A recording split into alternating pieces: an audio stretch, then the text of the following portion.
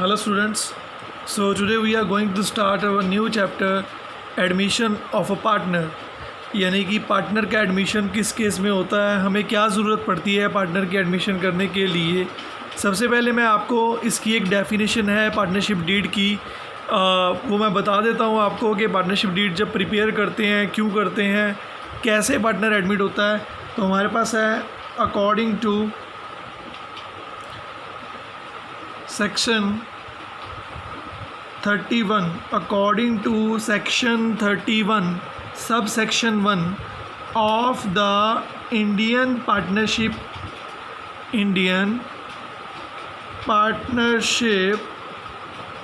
Act. क्या act था? 1932। ठीक है, इंडियन पार्टनरशिप एक्ट 1932 के अकॉर्डिंगली अ न्यू पार्टनर, एक नया पार्टनर तब एंटर होता है या तब एंटर हो सकता है जब दूसरे पार्टनर का कंसेंट हो, यानी कि with the consent of other partners, दूसरे पार्टनर की सहमति से ही कोई नया पार्टनर एडमिट हो सकता है। Without their consent we can't enter और admit any partner in the existing firms. यानी कि जितने भी आपके पार्टनर हैं उनके म्यूचुअल कंसेंट से ही किसी पार्टनर को एडमिट किया जाएगा। अब एडमिशन की ज़रूरत क्यों पड़ती है बेटा? जब मोर कैपिटल इज़ रिक्वायर्ड, ज़्यादा पैसे चाहिए बिज़नेस के लिए, बिज़नेस का आप एक्सपेंशन कर रहे हैं, एक्सपेंशन ऑफ बिज़नेस, तो भी पैसा चाहिए।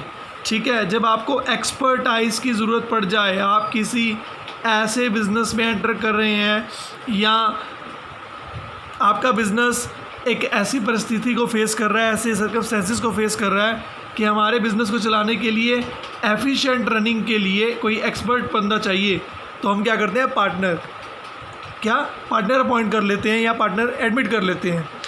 अपनी फर्म की गुडविल को इंक्रीज़ करने के लिए हम पार्टनरशिप करते हैं।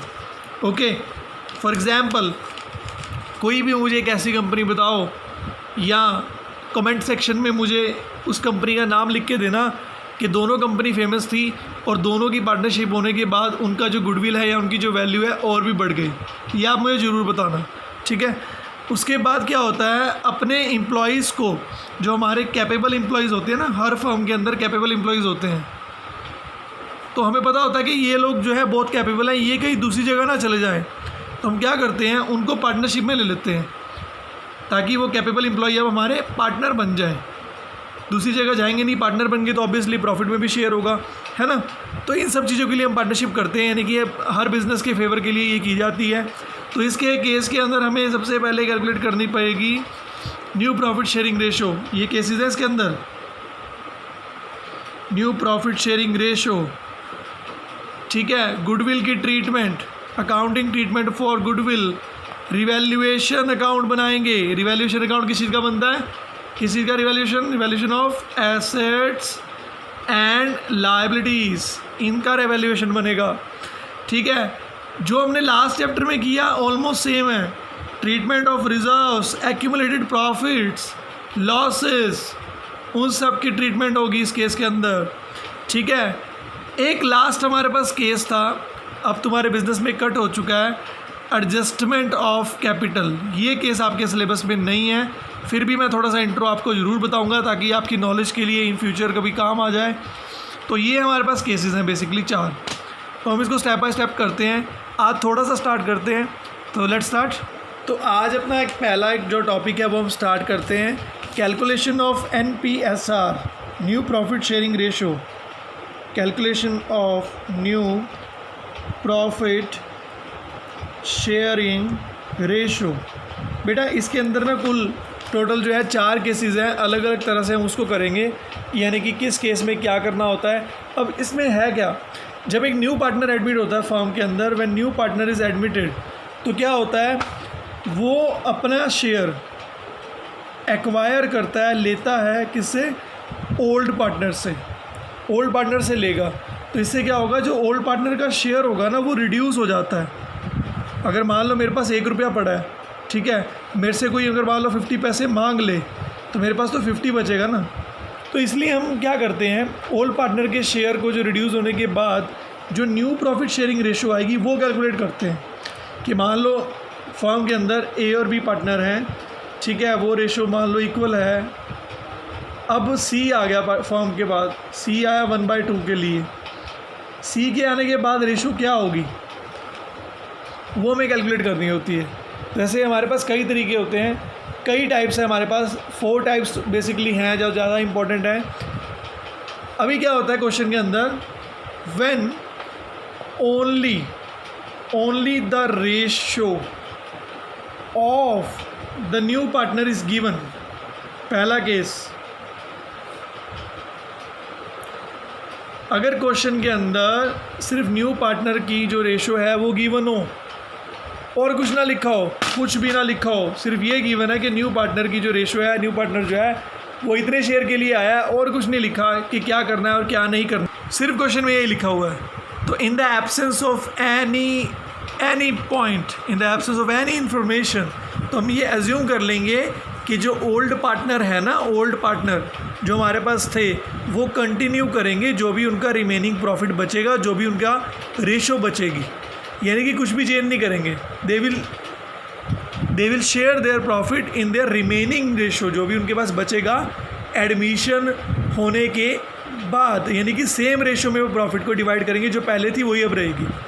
मान लो हम एक एग्जांपल लेते हैं, मान लो A B and C partner हैं, 3:2:1 में वो प्रॉफिट को डिवाइड करते हैं, लॉसेस को डिवाइड करते हैं। डी को एडमिट किया 1/6 शेयर के लिए, सिर्फ क्वेश्चन में ये लिखा हुआ है, ठीक है। हमें न्यू रेशो कैलकुलेट करनी है मान लो बेटा इस क्वेश्चन के अंदर, और कोई इन्फॉर्मेशन नहीं दी। अगर ये केस हो विदाउट एनी इन्फॉर्मेशन, तो इस केस में हम क्या करते हैं, एज्यूम करते हैं, प्रिज्यूम करते हैं न्यू रेशो निकालने के लिए।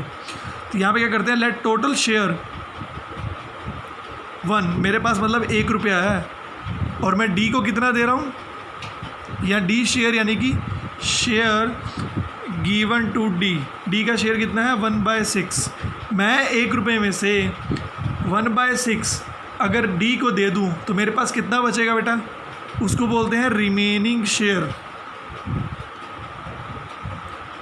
1 रुपीज़ में से 1/6 मैंने किसको दे दिया, डी को। 1 - 1/6 यानी कि अब हमें एलसीएम लेना पड़ेगा। वैसे तो ये 5/6 आएगा, लेकिन इसका शॉर्ट ट्रिक क्या होता है, इसमें से ये माइनस कर लिया करो, ठीक है। मान लो जो चीज़ होती है ना वो माइनस कर लिया करो, तो वो ऊपर आ जाती है और नीचे की जो है डिनोमिनेटर सेम रहता है। तो 6 एलसीएम आता है, 6 - 1 5/6 ही आएगा, ये रिमेनिंग है। अब बेटा एक चीज़ बताओ, हम 3 पार्टनर हैं ए बी सी, उनके पास 1 रुपया पड़ा है, 1/6 उन्होंने डी को दे दिया, तो जो 5/6 बचेगा वो किसका होगा, इन तीनों को ही होगा, है ना। तो जो ओल्ड पार्टनर होंगे will share this remaining profit in their old ratio. तभी तो पता लगेगा कि हमारे पास कितना आया नए पार्टनर के आने के बाद, ठीक है। अब बेटा जो रिमेनिंग थी वो थी 5/6, ठीक है। अब ये क्या करेंगे, द ओल्ड पार्टनर्स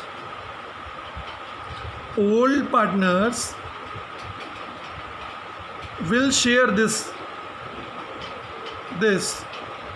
5/6, यानी कि क्या है, this remaining profit in their old profit sharing ratio, old ratio में डिवाइड करेंगे ये। अब डिवाइड कैसे करेंगे बेटा, ये भी प्रॉब्लम है। तो अब क्या करते हैं, इसके अंदर मल्टीप्लाई करते हैं। ए का शेयर कितना आएगा, न्यू 5/6 का, ए का शेयर कितना था 3/6 था, 3/6 ए के पास जाएगा, है ना, जो शेयर है वही जाएगा ना बेटा। अब मान लो मेरा शेयर किसी फर्म के अंदर 50% है, तो मैं इस अमाउंट का 50% ही तो लूँगा, जस्ट एग्जांपल है ये। 5/6 का 2/6 बी के पास जाएगा, जो उनका पुराना शेयर है उसी में डिवाइड करना है।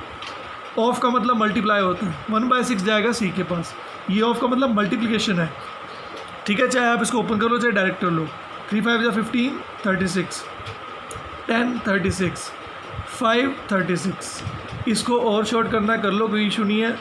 5/12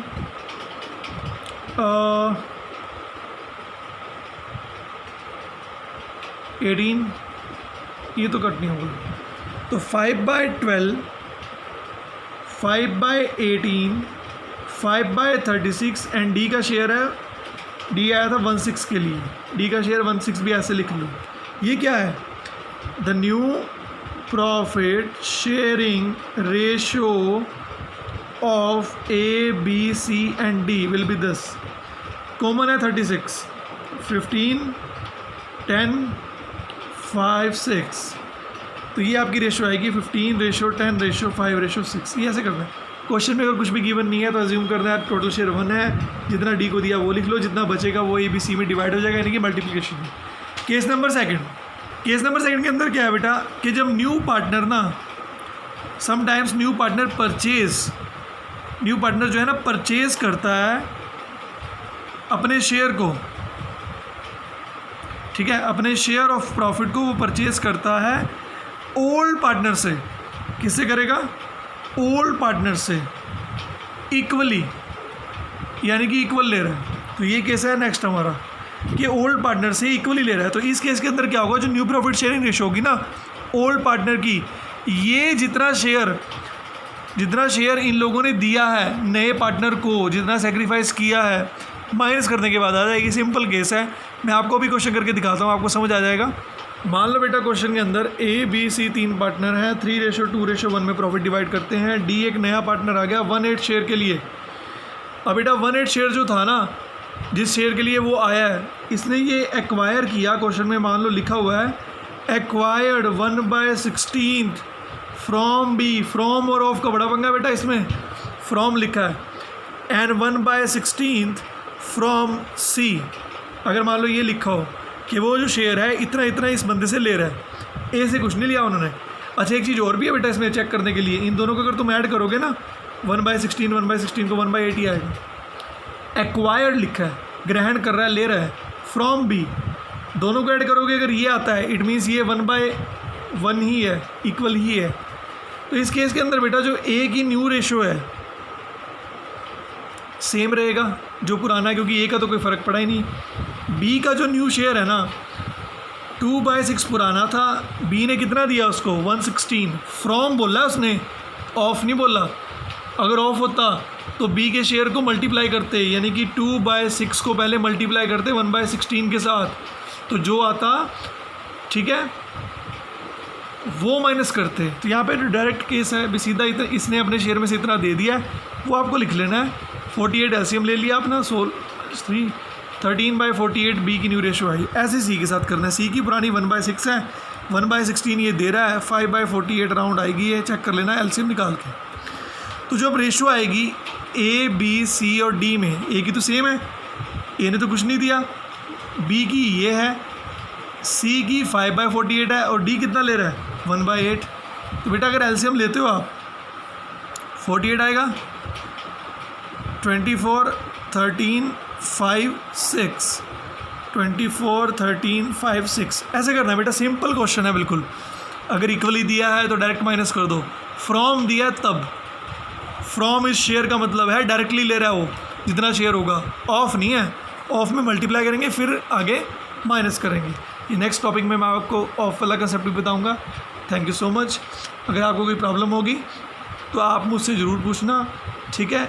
जो भी मैंने आपको क्वेरीज पूछी हैं, जो भी एक क्वेश्चन मैंने पुट किया था, बीच में मैंने एक क्वेश्चन पुट किया है, कमेंट सेक्शन में उसका आंसर ज़रूर देना। पार्टनरशिप का क्वेश्चन है वो। Thank you so much.